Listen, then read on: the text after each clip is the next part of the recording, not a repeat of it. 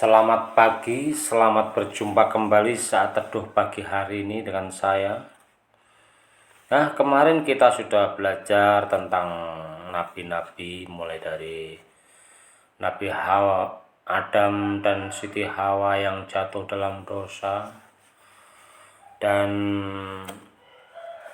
dalam keadaan berdosa Allah menyempurnakan Adam dan Siti Hawa membuat pakaian, yaitu dari kulit domba yang tidak bercacat.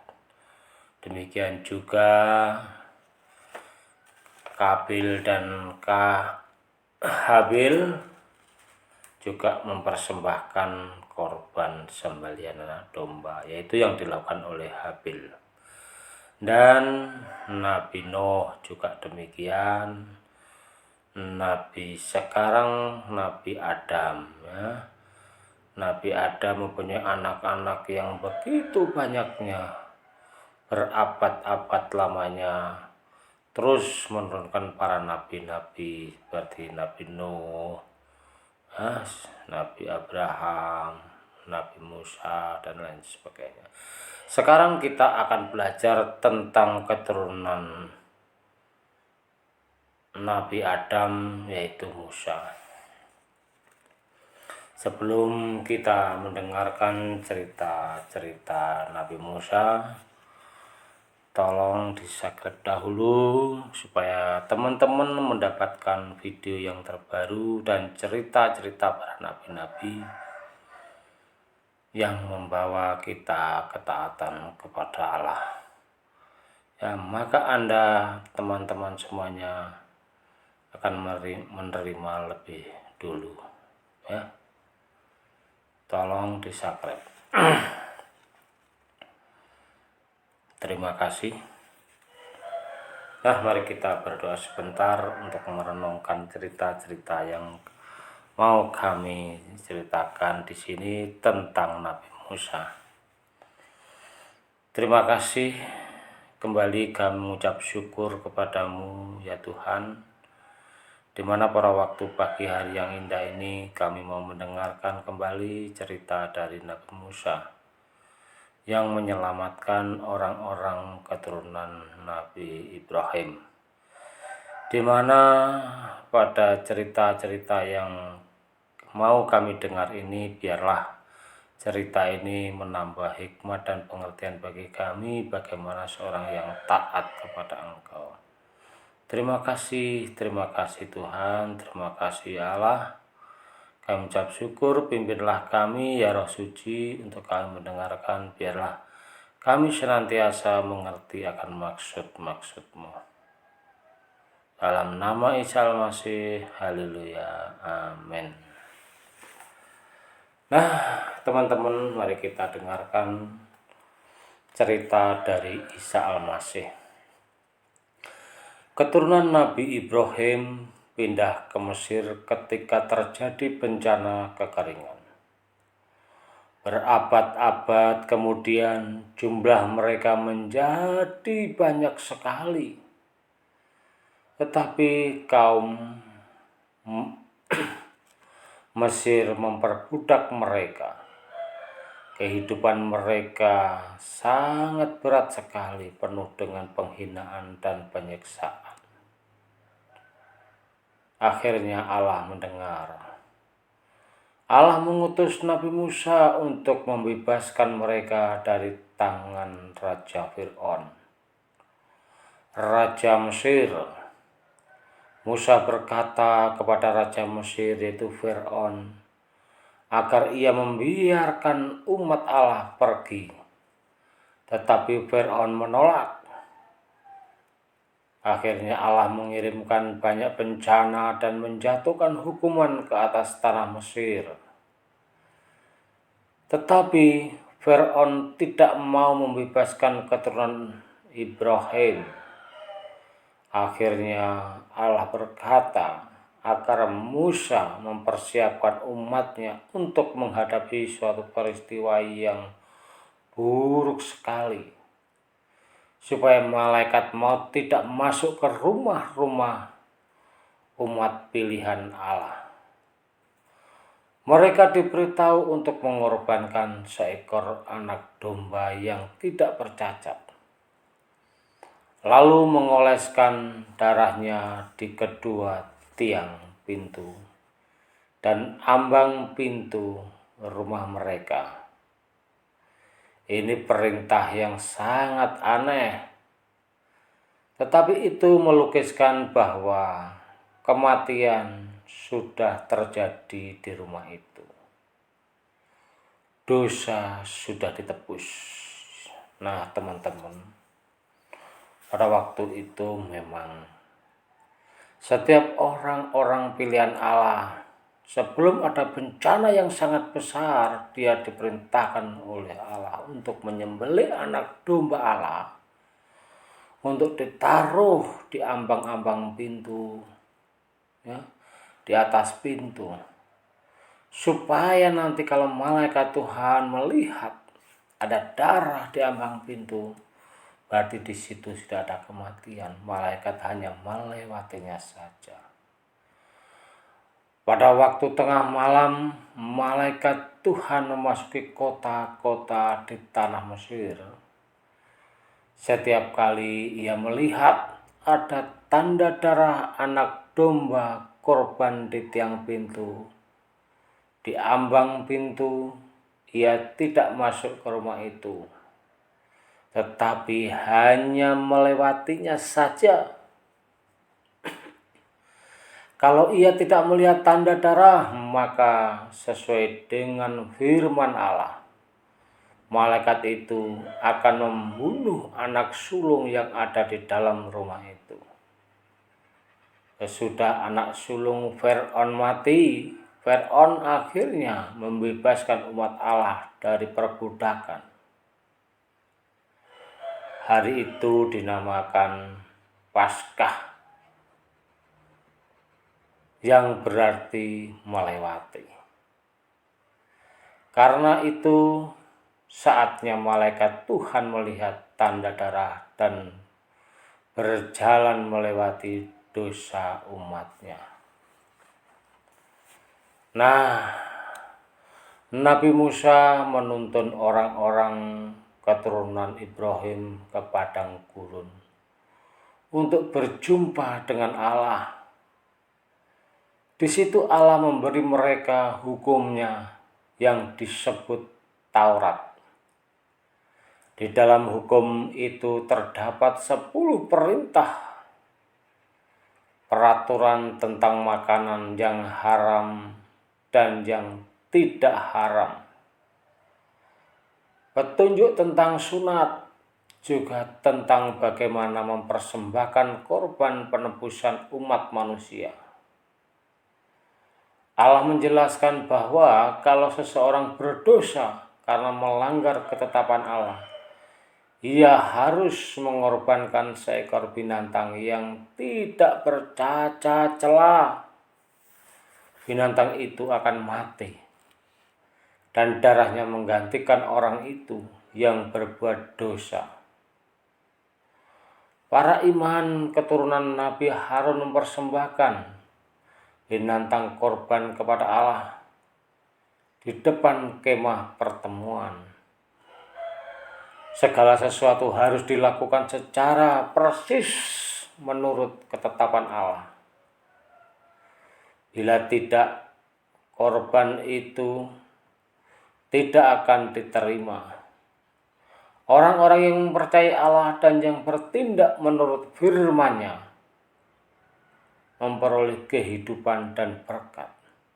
Mereka yang menolak hukum Allah terkena kutuk, yaitu kematian kekal,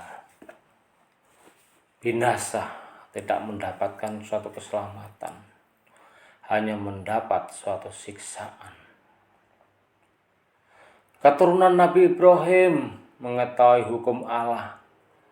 Mereka sudah menerima kebenaran Allah melalui Nabi Musa, yaitu melalui hukum Taurat yang disampaikan Allah kepada Musa dan Musa menyampaikan kepada keturunan Ibrahim. Walaupun demikian, mereka masih saja memutuskan untuk tidak mempercayai firman Allah dan tidak mentaatinya. Mereka membuat patung-patung untuk disembah dan melakukan banyak perbuatan dosa seperti yang dilakukan orang-orang dari bangsa lain yang tidak berpengetahuan. Maka dari itulah Allah menghukum mereka dan tidak mengizinkan mereka menerima tanah yang telah dijanjikannya kepada mereka. Mereka bahkan mencoba melakukan hal-hal religius, tetapi Allah jauh dari mereka. Dosa-dosa mereka mendatangkan kematian, bukanlah kehidupan. Allah itu adil, Ia harus menghukum dosa. Dosa mendatangkan kebinasaan, tetapi Allah penuh kasih. Ia tidak menghendaki satu orang pun binasa. Allah bijaksana dan maha kuasa sejak mula. Ia sudah berjanji untuk mengirim sang penyelamat. Dosalah yang membuat hubungan antara manusia dan Allah terputus. Firman Allah dan hukumnya menunjukkan bahwa manusia memerlukan seorang penyelamat untuk menyambung kembali hubungan manusia dengan Allah yang sudah terputus karena dosa manusia, yaitu mulai sejak awal mulanya Adam jatuh dalam dosa, akhirnya terputuslah hubungan manusia dengan Allah. Allah hendak mengirim seseorang yang istimewa. Sepanjang zaman nabi-nabi belum ada nabi yang sanggup menjadi korban tebusan dosa manusia untuk mempersatukan manusia dengan Allah kembali, termasuk Nabi Daud. Lambat laun memperjelas siapa penyelamat itu. Ia adalah seorang raja. Pada waktu yang bersamaan, sang penyelamat akan seperti anak domba yang tak bercacat celah, yang akan menyerahkan nyawanya demi menghapus dosa umat manusia. Nah, teman-teman, apa yang kita pelajari tentang Tuhan dari cerita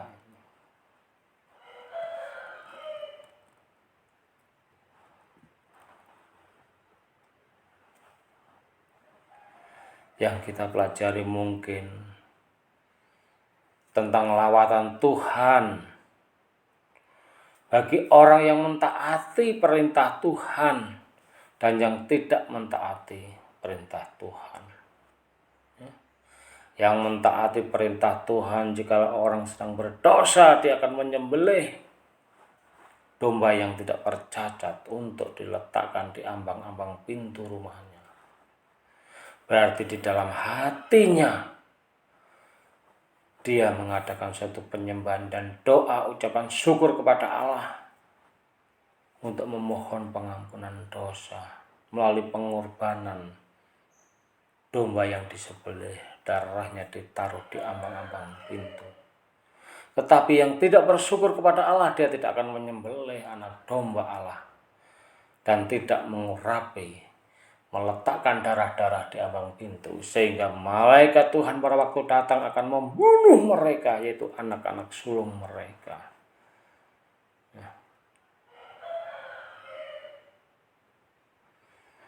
Bagaimana cerita ini relevan atau berguna kepada kita pada masa kini? Kalau menurut saya secara pribadi teman-teman sangat berguna kembali. Supaya kita yang berdosa, yang putus hubungan dengan Allah yang ada di sorga, yang menciptakan kehidupan saya akan menuruti perintah-perintah daripada Allah. Karena Allah sudah membuat rencana, karya yang sangat indah, melalui pengorbanan, melalui anaknya yang tunggal. Yang dimaksud anaknya yang tunggal itu firman yang hidup, yang berupa pribadi Isa Al-Masih alaihi salam. Ya. Sejak awal mulanya seperti Adam jatuh dalam dosa, digambarkan Allah menyembelih anak domba yang tidak bercacat, diambil kulitnya untuk pakaian Adam dan Hawa. Ketika anak-anak Adam, Habil juga mempersembahkan anak domba Allah yang berkenan di hadapan Allah. Nabi Nuh pada waktu selesai dari musibah besar, banjir bah, membunuh semua umat manusia di bumi dan seluruh hewan-hewan dan binatang semuanya.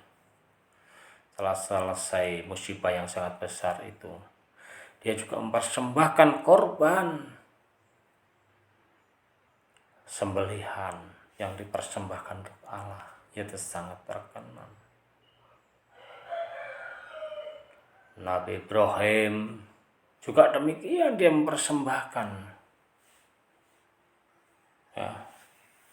anaknya yaitu Isa untuk disembelih, tetapi Allah menggantikan dengan domba yang tersangkut pada kayu.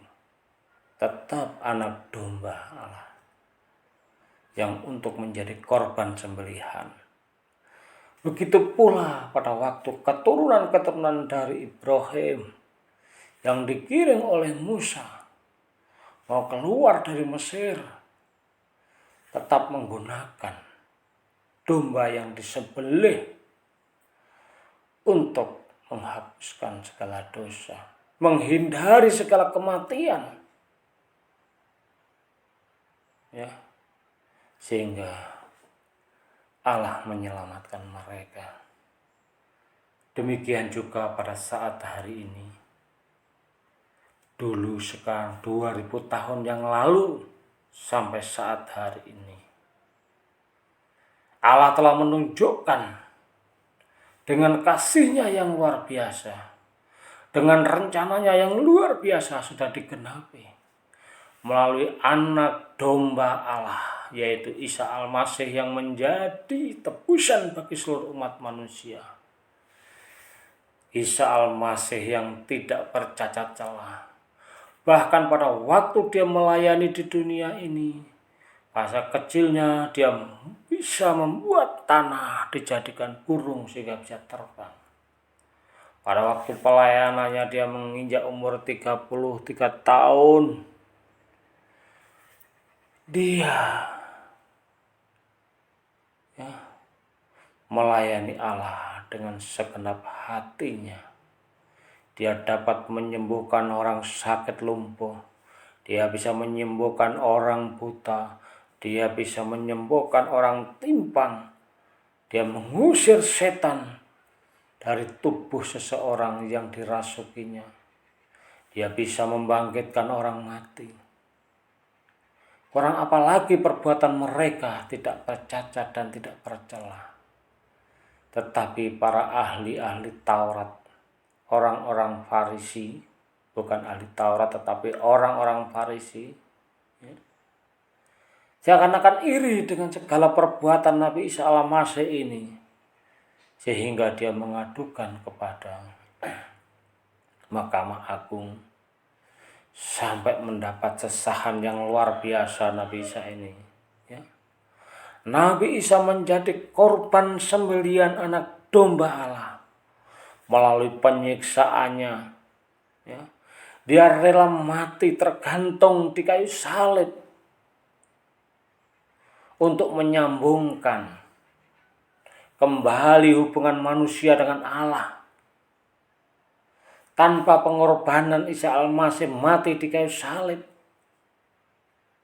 pengorbanan yang sangat sempurna ini membuat manusia bisa berhubungan kembali dengan Allah Sang Penciptanya yang ada di sorga. Sebab Nabi Isa tidak mati, tetapi Nabi Isa hidup. Setelah kematiannya di kayu salib, Isa dibaringkan di tempat kubur selama 3 hari 3 malam. Dia dibangkitkan dari antara orang mati. Dia naik ke surga untuk mempersiapkan tempat bagi umatnya. Bagi siapa yang percaya kepada Dia, maka ia akan diselamatkan. Dia tidak ikut dihukum di dalam mengikuti Isa Al-Masih. Barang siapa yang taat melakukan perintah-perintah Allah, ketaatan inilah yang sangat diperlukan pada saat hari ini. Untuk taat melakukan perintah-perintah Allah supaya kita tidak berdosa lagi. Nah, teman-teman, apa yang harus kita taati tentang semuanya itu? Kita sudah jelas dari kisah para nabi-nabi yang pertama, mulai dari Adam, Habel, Nuh, Ibrahim, Musa. Semuanya taat kepada Allah sehingga ia memperoleh satu kehidupan yang damai sejahtera.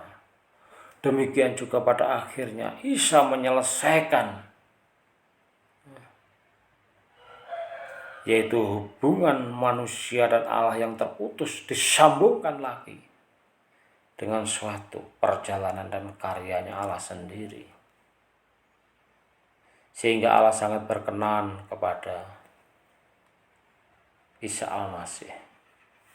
Allah sangat senang bagi orang-orang yang mau berhubungan lagi dengan Allah. Allah itu adil. Kalau seseorang yang berbuat dosa, dia juga dihukum. Sekaligus Allah itu kasih, mengasihi setiap orang yang telah mentaati perintahnya. Inilah pengertiannya, teman-teman, supaya kita tetap taat di hadapan Allah yang Maha Tinggi. Mari kita berdoa.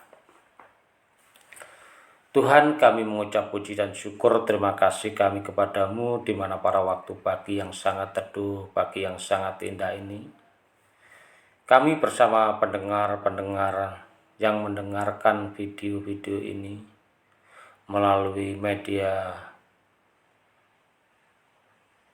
medsos YouTube, kami percaya dan siapa yang mendengarkan juga Engkau berkati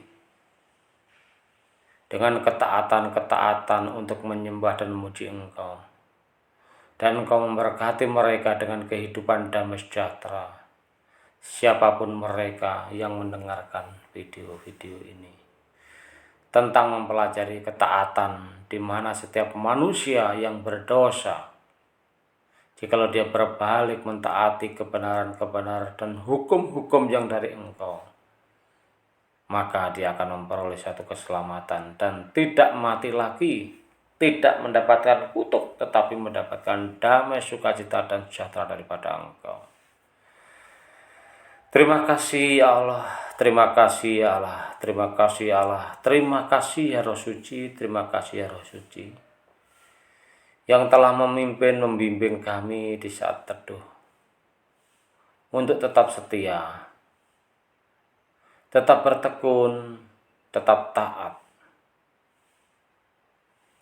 memuji dan memuliakan nama-Mu, hai Isa Al-Masih, yang menjadi jembatan bagi umatmu manusia ini, sehingga kami bisa bersatu lagi dan bisa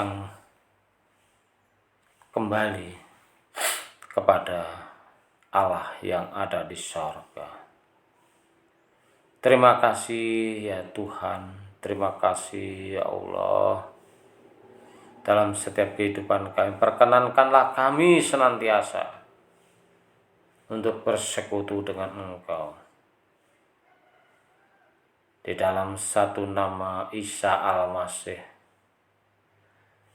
dan persekutuan Roh Suci, atas pimpinanmu dan bimbinganmu kami mengucapkan banyak terima kasih dan puji syukur. Dan kami menerima segala damai, sukacita, dan berkat yang berlimpah-limpah atas namamu, Isa Al-Masih, dan persekutuan Roh Suci. Amin.